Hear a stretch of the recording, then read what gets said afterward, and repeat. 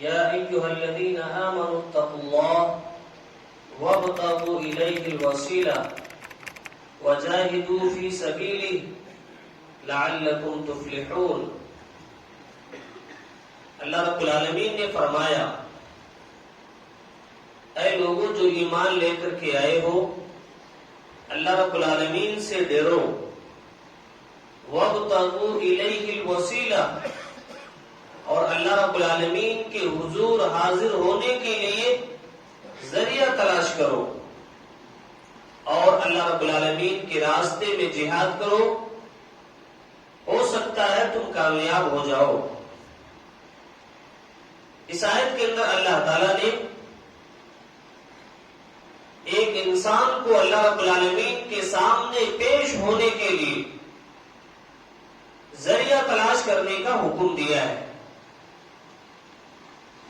سب سے پہلے اللہ تعالیٰ نے ڈرنے کا حکم دیا، اور اس کے بعد کہا کہ اللہ رب العالمین کے سامنے جب تم کو پیش ہونا ہے تو اس کے لیے ذریعہ تلاش کرو۔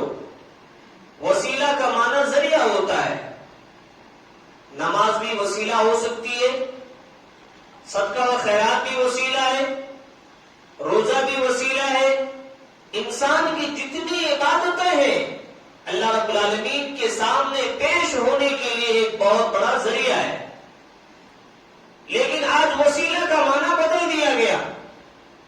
وسیلہ کا لفظ آتے ہی لوگوں کے ذہن میں خواجہ بندے نواز،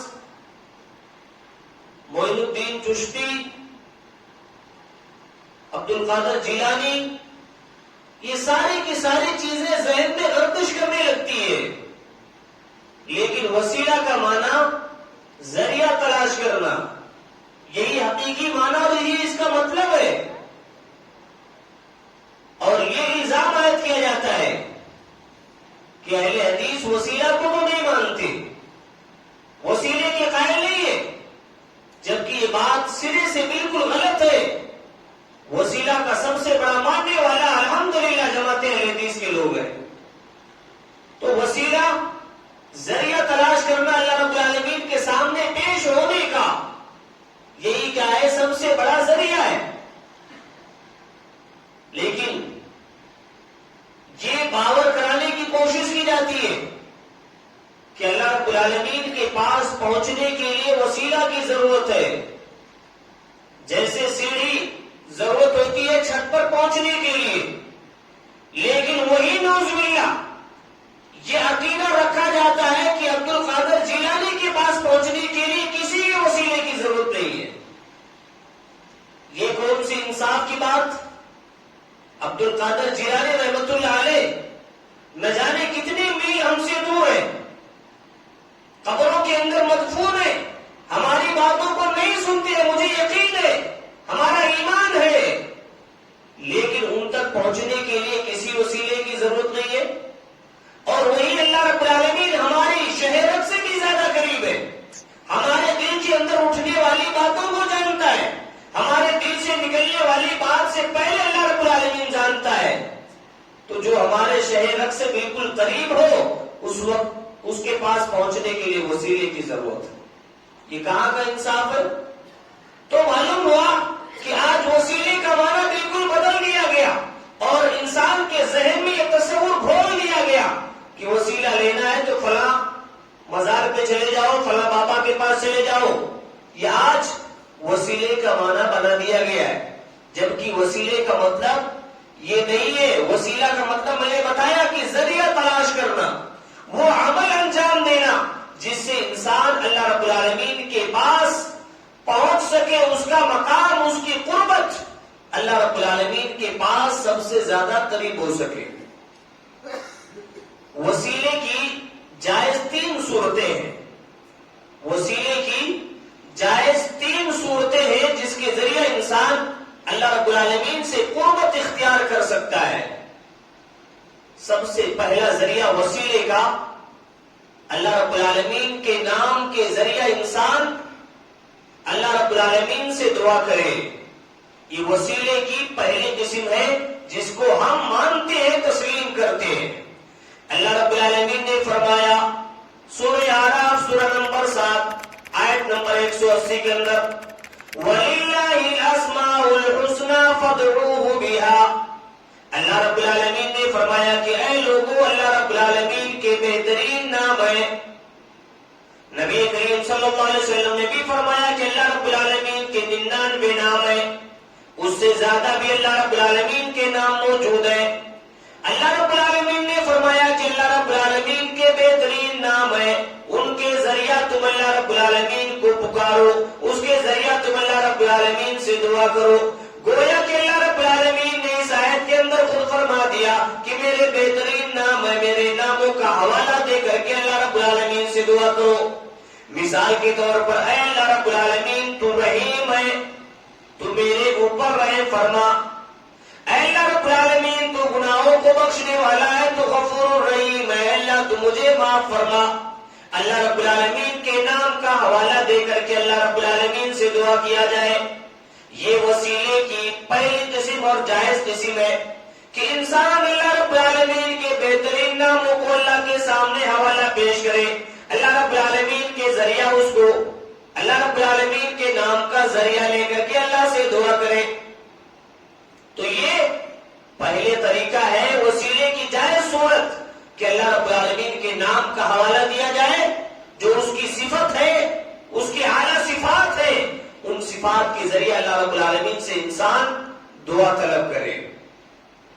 دوسری جائز صورت جس کو اہل سنت والجماعت کا بچہ تسلیم کرتا ہے، وہ ہے کسی زندہ کے ذریعہ دعا کرانا۔ کسی زندہ آدمی جو پرہیزگار ہے، اس کے ذریعہ اللہ رب العالمین سے دعا کرانا، یہ بھی ایک جائز وسیلے کی دوسری قسم ہے۔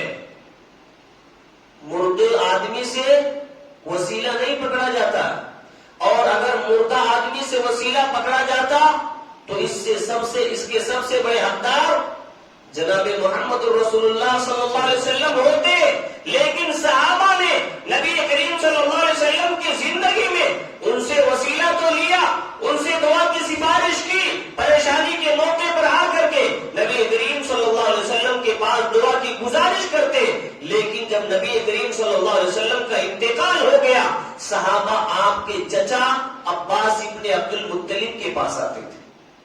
گویا کہ صحابہ نے بھی مردوں کے وسیلے کا انکار کیا۔ اس لیے اگر مردوں کا وسیلہ جائز ہوتا تو صحابہ سب سے پہلے نبی کریم صلی اللہ علیہ وسلم کے ذریعہ اللہ رب العالمین سے دعا کرتے۔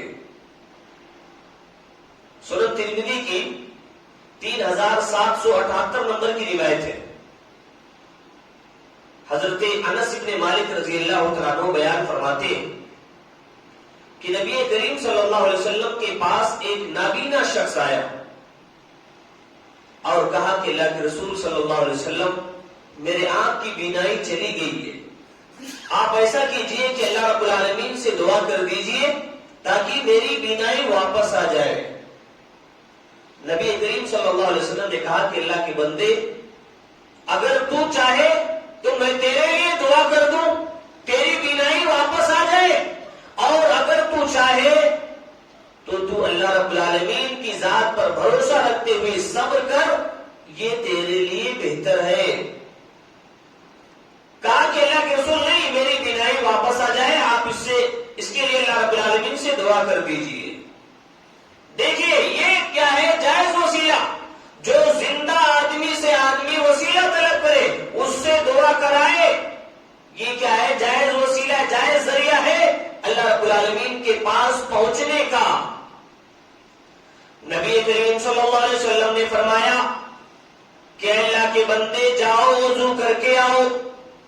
اگر نبی کریم صلی اللہ علیہ وسلم چاہتے تو کہتے کہ میرا وسیلہ لے لو، لیکن نبی کریم صلی اللہ علیہ وسلم نے ایسا نہیں کیا اور کہا کہ جاؤ وضو کر کے آؤ۔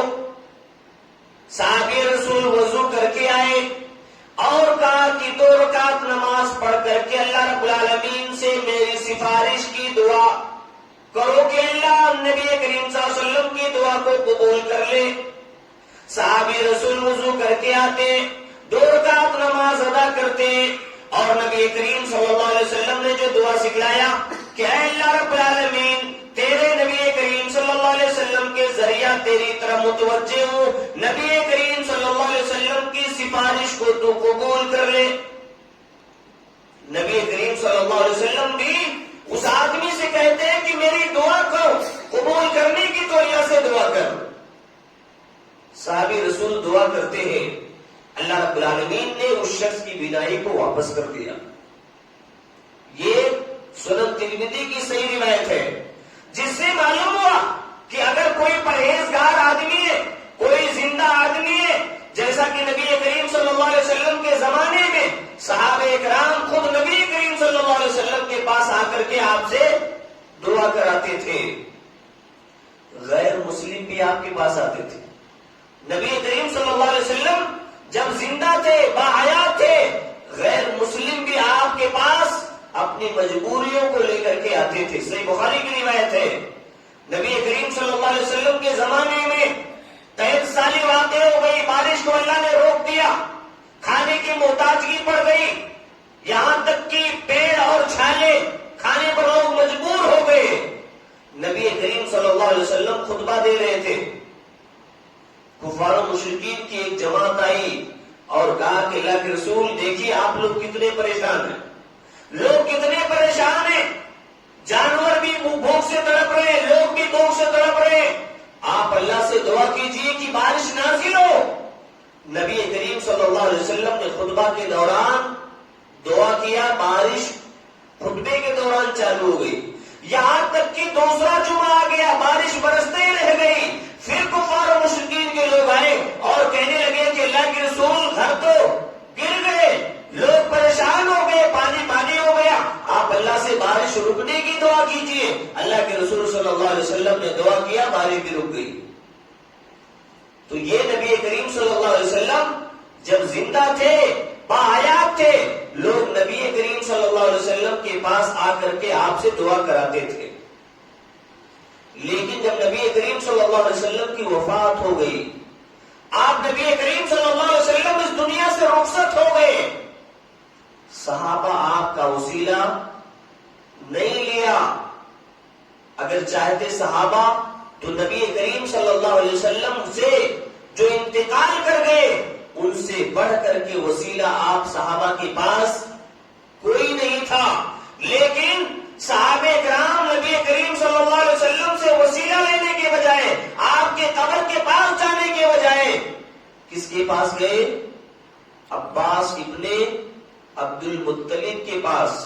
صحیح بخاری کی نوٹ کیجئے، صحیح بخاری کی 1010 نمبر کی روایت ہے، حضرت انس ابن مالک رضی اللہ تعالیٰ عنہ بیان فرماتے ہیں کہ جب حضرت عمر ابن خطاب رضی اللہ تعالیٰ عنہ کا دور آیا، 63 سالیں پڑ گئی، لوگ بھوک سے پریشان ہونے لگے،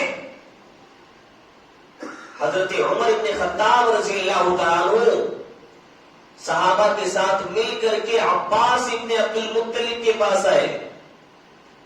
حضرت عمر ابن خطاب رضی اللہ تعالیٰ عنہ نبی کریم صلی اللہ علیہ وسلم کے مکرم چچا عباس ابن عبد المطلب کے پاس آئے اور کہنے لگے کہ اے عباس ابن عبد المطلب، جب نبی کریم صلی اللہ علیہ وسلم زندہ تھے، ہم نبی کریم صلی اللہ علیہ وسلم کے ذریعہ بارش کی دعا کراتے تھے، نبی کریم صلی اللہ علیہ وسلم سے اپنے پریشانیوں کے حل ہونے کی دعا کراتے تھے، اب نبی کریم صلی اللہ علیہ وسلم اس دنیا کے اندر نہیں رہے، اس لیے آپ نبی کریم صلی اللہ علیہ وسلم کے چچا ہیں، آپ نبی کریم صلی اللہ علیہ وسلم کے سب سے مبارک چچا ہیں، نبی کریم صلی اللہ علیہ وسلم کی ذات پر ایمان لانے والے ہیں، لہذا آپ چلیے اللہ رب العالمین سے ہمارے لیے دعا کیجئے کہ اللہ رب العالمین بارش کو نازل کرے۔ حضرت انس ابن مالک فرماتے ہیں کہ عباس ابن عبد المطلب رضی اللہ تعالیٰ عنہ کھڑے ہوئے نماز استسقاء پڑھانے کے لیے، اللہ رب العالمین سے دعا کرنے کے لیے، سفارش کرنے کے لیے، اور اللہ رب العالمین جیسے نبی کریم صلی اللہ علیہ وسلم دعا کرتے تھے بارش نازل ہوتی تھی، اسی طریقے سے جب نبی کریم صلی اللہ علیہ وسلم کے چچا عباس ابن عبد المطلب دعا کرتے تھے تو بھی اللہ تعالیٰ ان کی دعا کو قبول کر کے بارش نازل کرتا تھا۔ اب اگر مردوں کا وسیلہ ہوتا، خواجہ بندے نواز کا وسیلہ ہوتا، حاجی علی کا وسیلہ ہوتا تو صحابہ بھی عباس ابن عبد المطلب کے پاس نہیں جاتے. کس کے پاس جاتے؟ نبی کریم صلی اللہ علیہ وسلم کی قبر کے پاس جاتے. یا ویسے ہی کہہ دیتے میں اللہ کے رسول کا وسیلہ لے کر کے دعا کرتا ہوں.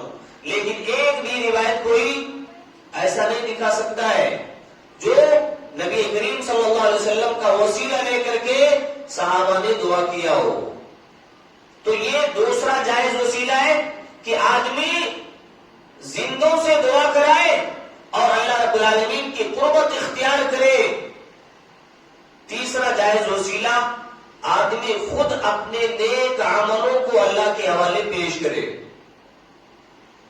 زندگی کے اندر کسی آدمی نے کوئی بہت اچھا کام کیا ہو جو اس کی نظروں میں سب سے بہترین کام ہو، اس کام کا، اس نیک عمل کا حوالہ اللہ کے سامنے پیش کرے.